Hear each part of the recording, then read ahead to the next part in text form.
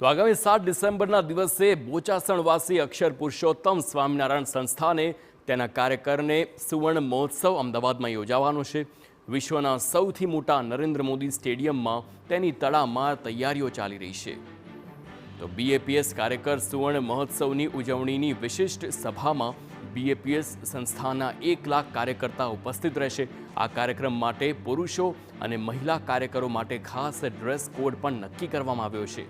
તો બીએપીએસના વડા મહંત સ્વામીએ કાર્યકર સુવર્ણ મહોત્સવ ઉજવવાનો વિચાર રજૂ કર્યો હતો અને ત્યારબાદ આ વર્ષે ફેબ્રુઆરી મહિનામાં અબુધાબીમાં કાર્યક્રમની રૂપરેખા પણ નક્કી કરાઈ હતી।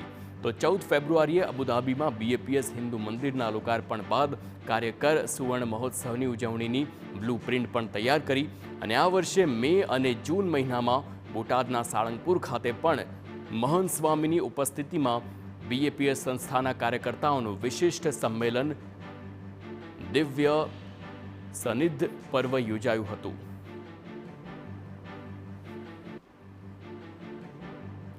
તો આપને જણાવી દઈએ કે 1 ડિસેમ્બરથી નરેન્દ્ર મોદી સ્ટેડિયમમાં કાર્યક્રમ માટેની તૈયારીઓમાં બીએપીએસ સંસ્થાના સંતો અને સ્વયંસેવકો જોડાયા।